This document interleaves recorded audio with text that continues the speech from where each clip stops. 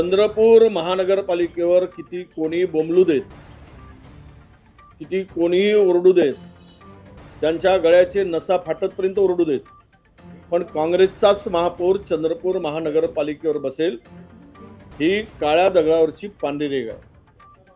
मतभेदाचं सोडून द्या, समजातून गैरसमजातून मतभेद होत असतात, अनेक पक्षामध्ये होत असतात.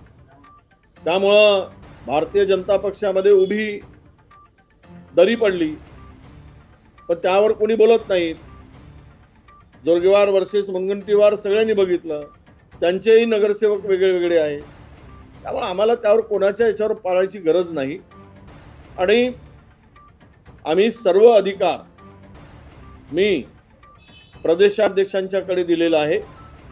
प्रदेशाध्यक्षांनी तो निर्णय घ्यायचा आहे, कोणाला महापौर करायचा, कोणाला उपमहापौर करायचं, हे सर्व निर्णय मी सांगितलं आहे की प्रदेशाध्यक्ष म्हणून तुम्ही ते निर्णय घ्या आणि महानगरपालिकेमध्ये सत्ता आपल्याला बसवायची. तुमची आज भूमिका मवाळ आहे. काल तुमचं प्रदेशाध्यक्षांशी काही बोलणं झालेलं का? याच्यात तोडगा निघालेला का? तुम्ही आज मवाळ भूमिका घ्या. मला पक्षासाठी मवाळ भूमिका घ्यायची असेल, हात जोडायचे असेल तर मी जोडेन.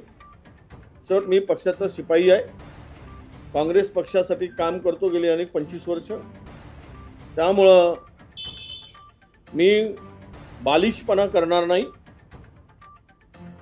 मला पक्ष म्हणून मला नम्रपणे कुणालाही विनंती करायची असेल तर मी करेन. गटनेता अध्यक्ष ठरवेल, महापौर एका गटाचा, अध्यक्ष दुसऱ्या गटाचा, असं समीकरण ठरलं प्रदेश अध्यक्षाच्या बैठकीत. मी सांगितलं समीकरण ठरलं आहे, जे ठरलं आहे. महापौर काँग्रेसचा होईल. सर्व पद गटनेता सुद्धा कुठे अडचण येणार नाही. तो सर्वानुमते ठरेल आणि आम्ही एकत्र आहोत. तुम्ही प्रदेश अध्यक्ष नाही, होईल ना. सत्तेचं वाटप तसंच असते.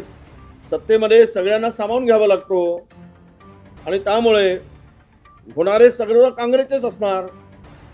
महापौर काँग्रेसचा होईल तर उपमहापौर सुद्धा काँग्रेसचा होईल, गटनेताही काँग्रेसचा होईल. त्यामध्ये कुठे काही दुमत असण्याचं कारण नाही.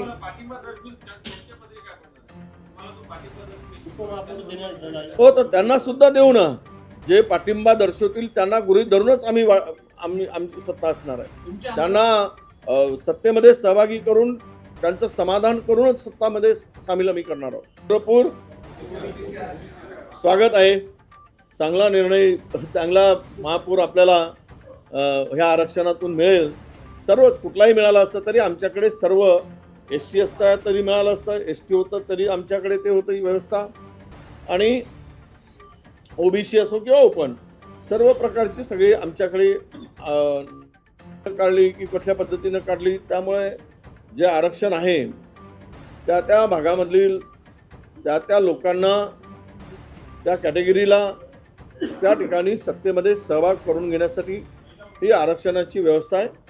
आणि मला वाटतं की आजकाल प्रत्येक माणूस त्या खुर्चीला न्याय देण्यासाठी त्या खुर्चीवर बसणार आहे. शहराला न्याय देण्यासाठी, शहराच्या विकासासाठी. त्यामुळे जिथे जिथे हे आरक्षण आलेलं आहे त्या आरक्षणाचं आम्ही स्वागत करतो. नाही, चंद्रपुरात महिला OBC आरक्षण निघालेलं आहे. आता त्यामध्ये कुठेच अडचण नाही आणि अडचण येण्याचं काही कारण नाही. मला वाटतं की सिलेक्शन आहे ते अगदी आम्ही बसून मेरिटवर तो निर्णय घेऊ.